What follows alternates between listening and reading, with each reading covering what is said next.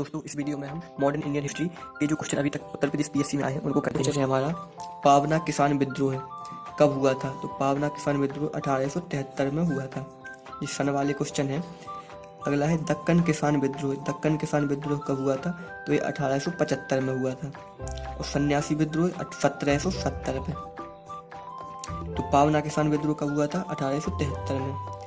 दक्कन किसान विद्रोह 1875 में। सन्यासी विद्रोह 1770 में। अगला क्वेश्चन है हमारा सर्वेंट्स ऑफ इंडियन सोसाइटी की स्थापना कब हुई? तो 1905 में इसकी स्थापना हुई थी सर्वेंट्स ऑफ इंडियन सोसाइटी की गोपाल कृष्ण गोखले द्वारा। अगला क्वेश्चन है ज्यूरी एक्ट 1826 ये किसके प्रयासों से मतलब इसका विरोध किसने किया था? ज्यूरी एक्ट 1826 का। तो इसका आंसर है राजा राम मोहन राय द्वारा विरोध किया गया था। क्यों विरोध किया गया था? क्योंकि इसमें प्रावधान थे कि जो हिंदू और मुस्लिम है उनका जो ट्रायल होता है कोर्ट में वो यूरोपियन भी कर सकते थे और इंडियन भी कर सकते थे, यानी कि यूरोपियन और इंडियन दोनों को आज़ादी थी उनका ट्रायल करने की। लेकिन यदि कोई क्रिश्चियन है तो क्रिश्चियन का ट्रायल केवल क्रिश्चियन कर सकता था ज्यूरी एक्ट 1826 के तहत।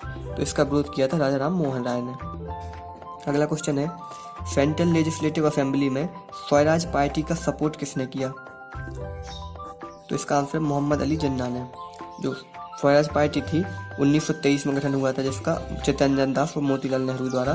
तो सेंट्रल लेजिस्लेटिव असेंबली में इसका गठन मतलब समर्थन किसने किया था? तो मोहम्मद अली जिन्ना ने किया था सरकार बनाने में। अगला क्वेश्चन है the roots of ancient India इसके लेखक कौन है? तो इसके लेखक हैं वाल्टर फेयरजर्विस हैं the roots of ancient India के। अगला क्वेश्चन देवबंद आंदोलन देवबंद मूवमेंट कब की घटना है? तो ये 1866 में। गवर्नर था इसका कार्यकाल कितना है थॉमस मुनरो का? तो 1820 से 1827 में थॉमस मुनरो मद्रास का गवर्नर था। अगला क्वेश्चन गांधी प्लान 1944 की व्याख्या किसने की? तो इसकी व्याख्या की श्रीमन नारायण अग्रवाल ने। ये बहुत ही मोस्ट क्वेश्चन है। और गांधी प्लान में क्या था? कोटेज यानी कि कुटीर उद्योगों को बढ़ावा, एम्प्लॉयमेंट ओरिएंटेड प्लानिंग और एग्रीकल्चर पर जोर दिया गया था गांधी प्लान में। इसकी व्याख्या किसने की थी? श्रीमन नारायण अग्रवाल ने। और भारत में लोक हितवादी के नाम से कौन फेमस है? ये भी क्वेश्चन आ जाता है। लोक हितवादी के नाम से गोपाल हरि देशमुख। वहीं से क्वेश्चन बनता है कायदे आजम के नाम से कौन फेमस है? कायदे आजम के नाम से है मोहम्मद अली जिन्ना। अगला क्वेश्चन तारकेश्वर मूवमेंट 1924 में हुआ था बंगाल में। यह इसका उद्देश्य क्या था तारकेश्वर मूवमेंट का? तो इसका उद्देश्य था जो मंदिरों में भ्रष्टाचार होता है करप्शन इन टेम्पल्स, ये इसका प्रमुख उद्देश्य था उसको रोकना तारकेश्वर मूवमेंट का, जो कि 1924 बंगाल में हुआ था। अगला क्वेश्चन है दीपावली डिक्लेरेशन 1929 में लॉर्ड इरविन ने किया था दीपावली पर डिक्लेरेशन मतलब दीपावली डिक्लेरेशन। तो इसमें क्या प्रावधान किया गया था? डोमिनियन स्टेटस का प्रावधान किया गया था दीपावली डिक्लेरेशन 1929 में लॉर्ड इरविन द्वारा। अगला क्वेश्चन है बंगाल विभाजन के समय लेफ्टिनेंट गवर्नर कौन था बंगाल का? तो इसका आंसर है सर एंड्रूज फ्रेजर। ये बहुत ही मोस्ट क्वेश्चन है, ये कई बार आ चुका है। सर एंड्रूज फ्रेजर बंगाल विभाजन के समय लेफ्टिनेंट गवर्नर। अगला क्वेश्चन ब्रिटिश जर्नलिस्ट H.W. नेविल्सन ये किस आंदोलन के दौरान ब्रिटिश जर्नलिस्ट थे? H.W. नेविल्सन। तो इसका आंसर है स्वदेशी आंदोलन के दौरान H.W. नेविल्सन। और एक जर्नलिस्ट है मिलर किसके समय थे? सविनय अवज्ञा आंदोलन के दौरान। ब्रिटिश जर्नलिस्ट सविनय अवज्ञा आंदोलन के दौरान मिलर। ये क्वेश्चन पूछे हुए हैं पेपरों में पिछले। अगला क्वेश्चन बाल गंगाधर तिलक का ताबूत किसने उठाया था बाल गंगाधर तिलक का ताबूत? तो इसका आंसर है शौकत अली ने।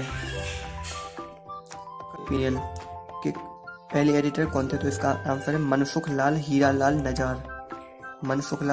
नजार फर्स्ट एडिटर थे इंडियन ओपिनियन के, जो महात्मा गांधी द्वारा लिखा गया पत्र था 1903 में मतलब निकाला जाता था। First editor Mansukh Lal Hiralal नजार। अगला क्वेश्चन है दादा भाई नौरोजी के बारे में। दादा भाई नौरोजी INC के अध्यक्ष कब बने?